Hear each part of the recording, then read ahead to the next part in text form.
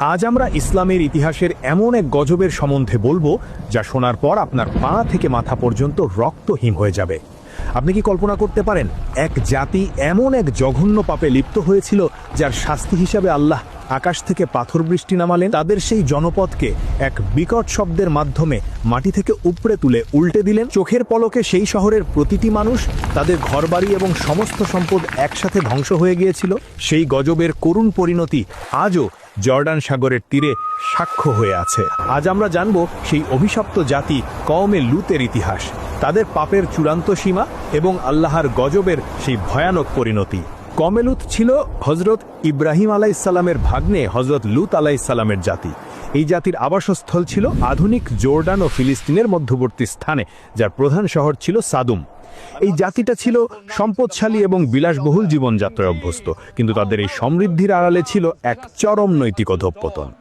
পবিত্র কোরআন এবং বর্ণনানুসারে কওমে লুত এমন এক পাপে লিপ্ত হয়েছিল যা মানবজাতির ইতিহাসে এর আগে কখনো দেখা যায়নি। তারা নারী পুরুষের স্বাভাবিক সম্পর্ককে উপেক্ষা করে পুরুষে পুরুষের শারীরিক সম্পর্ক স্থাপন করত। এই পাপ তাদের সমাজে এতটাই সাধারণ হয়ে গিয়েছিল যে তারা তা প্রকাশ্যে নির্লজ্জভাবে করত।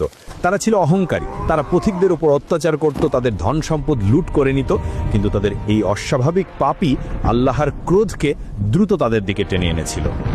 এই ঘৃণ্য কাজ তাদের সমাজে এতটাই ছড়িয়ে পড়েছিল যে তারা তাদের এই পাপ নিয়ে গর্ব করত। আল্লাহ তাআলা তাদের এই পাপ থেকে ফিরিয়ে আনার জন্য তাদেরই মাঝ থেকে হজরত লুত আলাইহিসসালামকে নবী হিসেবে প্রেরণ করলেন। লুত আলাইহিসসালাম তাদের কাছে গিয়ে সরল ভাষায় আল্লাহর দিকে আহ্বান করলেন। লুত আলাইহিসসালাম তাদের বারবার অনুরোধ করলেন, তিনি তাদের আল্লাহর ভয় দেখালেন এবং এই পাপ থেকে দ্রুত ফিরে আসার আহ্বান করলেন। কিন্তু কওমে লুত তাদের নবীর কাছে শুনেনি। তাদের অহংকার ও পাপে তারা এতটাই মত্ত ছিল যে তারা বরং লুত আলাইহিসসালামকে উপহাস করতে লাগলো। তারা তাকে এবং তার অনুসারীদেরকে বরং পবিত্র লোক বলে তাচ্ছিল্য করত। লুত আলাইহিসসালামের দাওয়াত প্রত্যাখ্যান করে তারা বলল, হে লুত, তুমি যদি সত্য বলছো তবে আমাদের উপর আল্লাহর সেই গজব নিয়ে আসো যা তুমি আমাদের ভয় দেখাচ্ছ। তারা লুত আলাইহিসসালামকে সমাজ থেকে তাড়িয়ে দেওয়ার হুমকি দিল। তারা বলল, যদি তুমি তোমার এই কাজ থেকে বিরত না হও তবে আমরা তোমাকে এই শহর থেকে তাড়িয়ে দেব। নবী হিসেবে লুত আলাইহিসসালাম তখন একা হয়ে গেলেন। তার আপন স্ত্রীও তার প্রতি ঈমান আনেননি। তিনি ছিলেন এক কঠিন পরীক্ষার মুখে।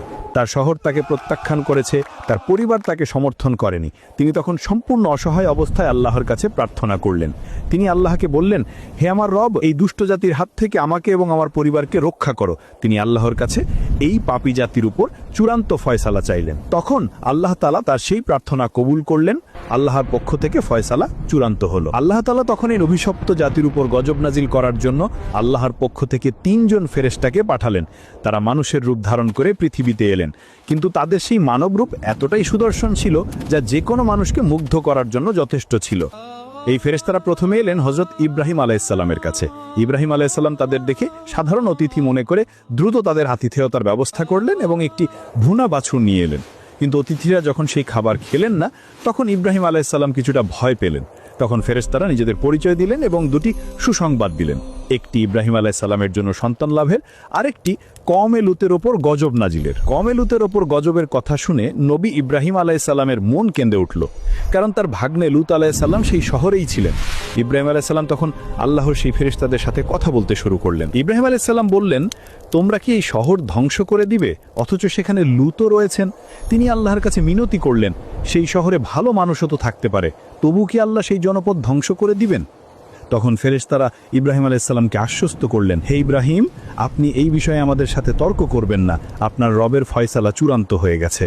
তাদের ওপর এক এমন শাস্তি আসবে যা কোনোভাবেই ফেরানো যাবে না। তবে ফেরেশতারা লুত আলাইহিসসালামকে রক্ষার সুসংবাদ দিলেন। তারা বললেন, লুত আলাইহিসসালাম এবং তার পরিবারের সবাই রক্ষা পাবেন, তবে তার স্ত্রী ছাড়া। ফেরেশতারা যখন লুতের শহরের দিকে রওনা হলেন, তখন তারা অত্যন্ত সুদর্শন যুবক বা পুরুষ হিসেবেই শহরে প্রবেশ করলেন। শহরের বাইরে তারা লুত আলাইহিসসালামের কন্যার সাথে দেখা করলেন। কন্যা তাদের সতর্ক করলেন যে এই শহরের মানুষ খুব খারাপ, আপনারা এখানে রাত কাটাবেন না। লুত আলাইহিসসালামের কন্যা বাড়িতে এসে তার পিতাকে এত সুদর্শন অতিথিদের কথা বললেন। তখন লুত আলাইহিসসালাম চিন্তায় পড়ে গেলেন। তিনি জানতেন তার জাতি এই সুদর্শন অতিথিদের দেখে তাদের চূড়ান্ত পাপ করতে দ্বিধা করবে না। লুত আলাইহিসসালাম তখন তার অতিথিদের সাদরে গ্রহণ করলেন। কিন্তু লুত আলাইহিসসালামের স্ত্রী, যিনি তার স্বামীর উপর ঈমান আনেননি, তিনি ছিলেন এই জাতির পাপাচারের সহযোগিতা করতেন। লুত আলাইহিসসালামের স্ত্রী তার স্বামীকে না জানিয়ে সেই অভিশপ্ত জাতির কাছে গিয়ে এই সুদর্শন অতিথিদের কথা বলে দিলেন। এই খবর শুনে কওমে লুতের লোকেরা আনন্দে উন্মত্ত হয়ে উঠল। তারা দ্রুত লূত আলাইহিস সালামের বাড়ির দিকে ছুটে এলো। তাদের চোখে ছিল চরম কুমতলব। তারা লূত আলাইহিস সালামের বাড়ি ঘেরাও করে ফেললো এবং দরজা ভেঙে ফেলার চেষ্টা করতে লাগলো। লূত আলাইহিস সালাম ঘরের ভিতরে চরম অসহায় অবস্থায় তার অতিথিদের রক্ষার চেষ্টা করছিলেন। তিনি তাদের উদ্দেশ্যে করে বললেন, হে আমার জাতি, আল্লাহকে ভয় করো, আমার এই অতিথিদের সামনে আমাকে অপমান করো না। তোমরা কেন নারীদের ছেড়ে পুরুষের কাছে আসো? তোমাদের মধ্যে কি একজনও ভালো মানুষ নেই? কিন্তু তারা লূত আলাইহিস সালামের কোনো কথাই শুনল না। তারা বলল, তুমি জানো আমরা এখানে কেন এসেছি? তুমি কি চাও না যে আমরা এদের সাথে সেই নোংরা কাজটি করি? লূত আলাইহিস সালাম তখন চূড়ান্তভাবে হতাশ হয়ে গেলেন। তিনি তখন বললেন, হায়, যদি তোমাদের বিরুদ্ধে আমার কোনো শক্তি থাকতো, অথবা আমি যদি কোনো শক্তিশালী দলের আশ্রয় পেতাম। ঠিক সেই মুহূর্তে ঘরের ভিতরের অতিথিরা লূত আলাইহিস সালামকে সাহস জোগালেন। অতিথিরা তখন লূত আলাইহিস সালামকে বললেন, হে লূত, আমরা আপনার রবের পক্ষ থেকে প্রেরিত দূত, এরা কখনই আপনার কাছে পৌঁছাতে পারবে না। ফেরেশতাদের এই কথা শুনে লূত আলাইহিস সালাম কিছুটা শান্ত হলেন, কিন্তু কওমে লূতের লোকেরা তখনও বাইরে চিৎকার করছিল এবং দরজা ভেঙে ফেলার চেষ্টা করছিল। তখন আল্লাহর নির্দেশে ফেরেশতারা এক অলৌকিক কাজ করলেন।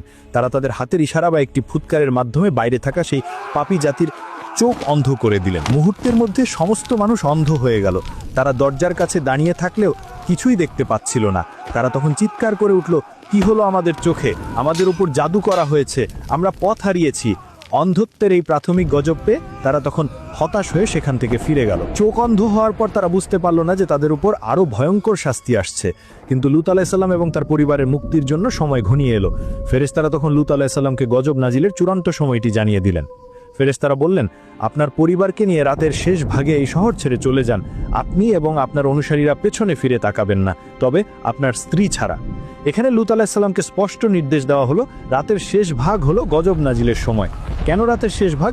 কারণ সাধারণত সেই সময় মানুষ ঘুমে আচ্ছন্ন থাকে। নবী লূত আলাইহিস সালাম তার অনুসারীদের নিয়ে যখন শহর ছেড়ে দূরে সরে গেলেন, তখন গজব নাজিলের সময় ঘনিয়ে এলো।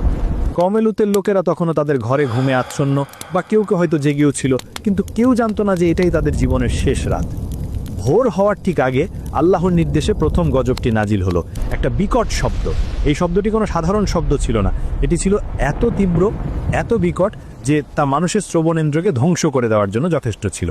কওমে লূতের লোকেরা সেই শব্দে আতঙ্কিত হয়ে ওঠে এবং তাদের হৃৎপিণ্ড কেঁপে ওঠে। এই শব্দের তীব্রতা এতটাই ছিল যে অনেক মানুষ সেই শব্দেই মারা গিয়েছিল। বিকট শব্দের পর শুরু হলো আল্লাহর গজবের দ্বিতীয় পর্যায়, যা ছিল আরও ভয়ানক। আল্লাহ তাআলা তার ফেরেশতাদের নির্দেশ দিলেন, শহরটিকে মাটির সাথে উপড়ে ফেলো। আল্লাহর নির্দেশে ফেরেশতারা সেই জনপদটিকে মাটি থেকে উপড়ে তুললেন। সেই শহরের প্রতিটি ঘর, প্রতিটি রাস্তা, প্রতিটি অট্টালিকা, সবকিছু সহ শহরটি উপরে উঠে গেল। তারপর আল্লাহর নির্দেশে সেই শহরটিকে উল্টে করে মাটিতে আছড়ে ফেলা হলো। অর্থাৎ সেই শহরকে উপর থেকে নিচে এমনভাবে নিক্ষেপ করা হলো, যা ছিল উপরে তা নিচে চলে গেল, আর যা ছিল নিচে তা উপরে চলে এলো। এই আঘাতে পুরো শহরটি ধূলিসাৎ হয়ে গেল। শহর উল্টে যাওয়ার পরও শাস্তি শেষ হয়নি। আল্লাহ তাআলা তখন এই অভিশপ্ত জাতির উপর চূড়ান্ত গজব নাজিল করলেন, যা ছিল পাথর বৃষ্টি। আল্লাহর নির্দেশে আকাশ থেকে এক বিশেষ ধরনের পাথর পড়তে শুরু করলো। এই পাথরগুলো ছিল পোড়া মাটির তৈরি, যার প্রতিটি পাথরে সেই পাপীদের নাম লেখা ছিল। অর্থাৎ এই পাথরগুলো সাধারণ পাথর ছিল না, এগুলো ছিল সুনির্দিষ্ট শাস্তি। এই পাথর বৃষ্টিতে কওমে লূতের প্রতিটি মানুষ চূড়ান্তভাবে ধ্বংস হয়ে গিয়েছিল। এই ভয়ানক গজব যখন নাজিল হচ্ছিল, তখন নবী লূত আলাইহিস সালাম এবং তার দুই কন্যা আল্লাহর রহমতে সেই স্থান থেকে বহু দূরে এক সুরক্ষিত স্থানে পৌঁছে গিয়েছিলেন। আল্লাহ তাআলা তাদের রক্ষা করলেন এবং তাদের এই গজবের চূড়ান্ত পরিণতি দেখতে দিলেন। কওমে লূতের ওপর আল্লাহর গজব নাজিল হওয়ার পর সেই জনপদ মুহূর্তের মধ্যে পৃথিবীর বুক থেকে নিশ্চিহ্ন হয়ে গিয়েছিল। কিন্তু আল্লাহ তাআলা এই গজবের এমন এক চিহ্ন পৃথিবীতে রেখে গেছেন, যা আজও সেই জাতির ভয়াবহ পরিণতি এবং আল্লাহর ক্রোধের সাক্ষ্য বহন করে। কওমে লূতের শহর সাদুম ধ্বংস হওয়ার পর সেই স্থানটি একটি বিশাল জলাশয়ে পরিণত হয়, যা বর্তমানে মৃত সাগর নামে পরিচিত। মৃত সাগরটি জর্ডান ও ইসরায়েলের সীমানায় অবস্থিত। এই মৃত সাগরের বিশেষত্ব কি? প্রথমত, এটি পৃথিবীর পৃষ্ঠ থেকে সবচেয়ে নিচে অবস্থিত স্থান। এই নিম্ন অবস্থান সেই শহরগুলোর উল্টে যাওয়ার ঘটনার দিকে ইঙ্গিত করে। দ্বিতীয়ত, এই সাগরের পানি পৃথিবীর অন্যান্য সাগরের চেয়ে প্রায় 10 গুণ বেশি লবণাক্ত। এর পানিকে কোনো মাছ বা জলজ প্রাণী বাঁচতে পারে না। এই লবণাক্ততা এবং প্রাণহীনতা যেন সেই গজবের এক চিরন্তন চিহ্ন। কওমে লূতের গজবের আরেকটি গুরুত্বপূর্ণ চিহ্ন হলো লূত আলাইহিস সালামের স্ত্রীর করুণ পরিণতি। তিনি পাথরের মূর্তিতে পরিণত হয়েছিলেন। ইতিহাসবিদরা মনে করেন মৃত সাগরের কাছে আজও একটি লবণের স্তম্ভ বিদ্যমান, যা লূত আলাইহিস সালামের সেই করুণ পরিণতির প্রতীক হিসেবে দাঁড়িয়ে আছে। এটি মানুষকে স্মরণ করিয়ে দেয়, আল্লাহর বিধানের সীমা লঙ্ঘন করলে কেউ ক্ষমা পাবে না, এমনকি নবীর স্ত্রীও হলেও না। কওমে লূতের এই ঔদবের গল্প আল্লাহ তাআলা কুরআনে বারবার উল্লেখ করেছেন।